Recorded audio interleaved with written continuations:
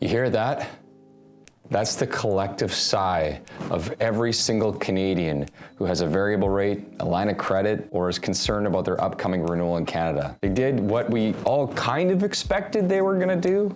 The Bank of Canada actually kept interest rates the same. But could this be a terrible decision? And realistically, is this going to have a massive impact on the housing market? These are questions that I will be answering towards the end of the video today. Now, if you haven't done so already, make sure to hit that subscribe button and that like button because it helps me to impact more people just like you, get the news out, and get pugs in front of more people, importantly. All right, so at this point, unless you've been hiding under a rock, you know that the Bank of Canada left the overnight rate as is at 5%, which effectively means that all variable rate mortgages and lines of credit are not impacted across the entire country. This is massive. And what it realistically means is that most prime lending rates are at 7.2% today, as they were and they have been for a few months' time. Again, I mentioned it right off the top. This is going to mean a collective sigh of relief for almost every Canadian who has a line of credit, a mortgage, or has a loan based on prime. Now, there's a lot of people that think this could be a massive mistake, and there's some that think that this could have already been an overshot. But we're going to actually talk a little bit about that through this video. Before I do, a couple key pieces of information for those that are wondering. Of course, if you already have a fixed rate mortgage, there's no impact to you today. If you have a variable rate mortgage, that means there's no changes to your monthly payments. And if you're a person in a position where you have a renewal coming up in the next 12 months, you certainly want to be paying attention to the conversation right now. So how did the Bank of Canada actually get to this decision, and why did they decide not to increase interest rates? Here's a few things and a few reasons why they made this decision.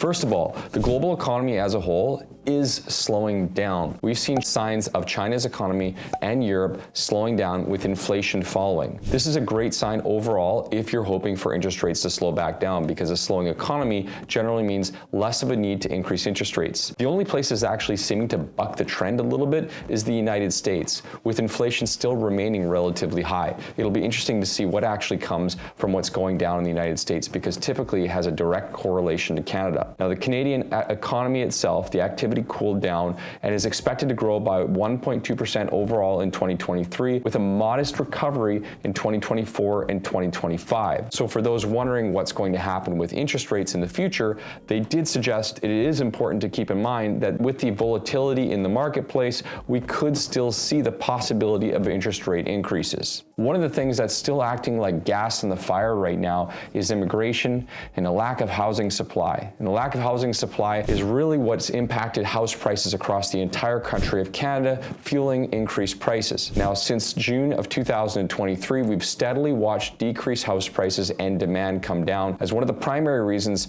is not only the public sentiment, but in addition, the ability to actually qualify for a mortgage. With interest rates averaging 6%, you're now having to qualify 8%, 8.5%, and 9%, which has put a massive damper on interest rates. Now, as we mentioned, the BOC has a commitment to maintaining the overall inflation numbers that they are in Canada and seeing things really come back down. So they really push the fact that they're still in a position where they could increase interest rates. And there still are some economists out there, even with today's news, suggesting we could see an interest rate increase of 0.25% by sometime in March of 2024. That being said, there are more people out there with the public sentiment that we're likely to see interest rates decrease as much as or as early as the summer of 2024, with a slow decline predicting anywhere between 1.5 to 2% by mid-2025. No matter which side you're on, this is going to have some immediate implications on the housing market. And some of those implications that I believe will happen will correlate in potentially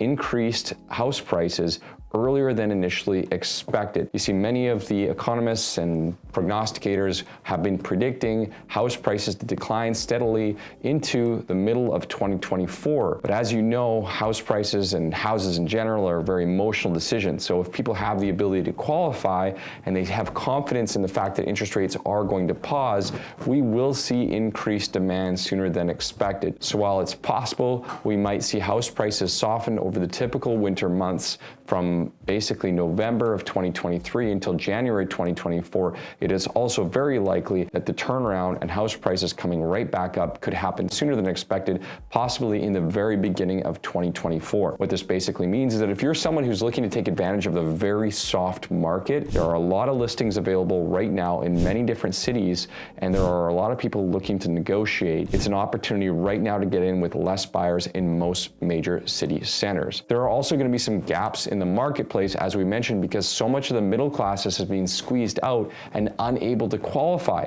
So what you're seeing is a lot of the prices on homes, detached homes, specifically in major cities and major markets, or higher end price homes, or anything that would have been inaccessible before, has come down specifically. If you're in the greater Vancouver area outside the Lower Mainland, we're referring to single family homes that would have been 1.2, 1.4, 1.5 million, coming down pretty dramatically, as much as 20 and 25%.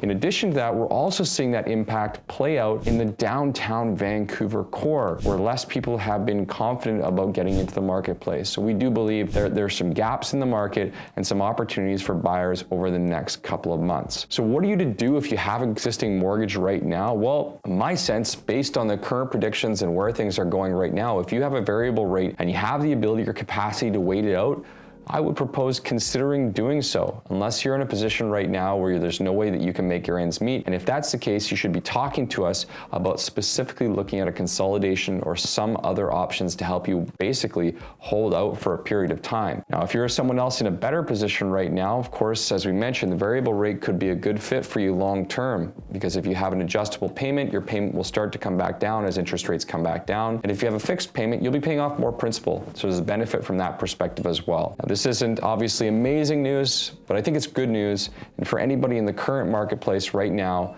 looking to buy a home, this is probably phenomenal news for you, knowing that you're going to be able to get into the market, find a great priced home, and know that interest rates are likely not going to shoot up much higher than they are today. If you're looking for more information like this, make sure to hit that subscribe button, that like button. We'll see you on the next one.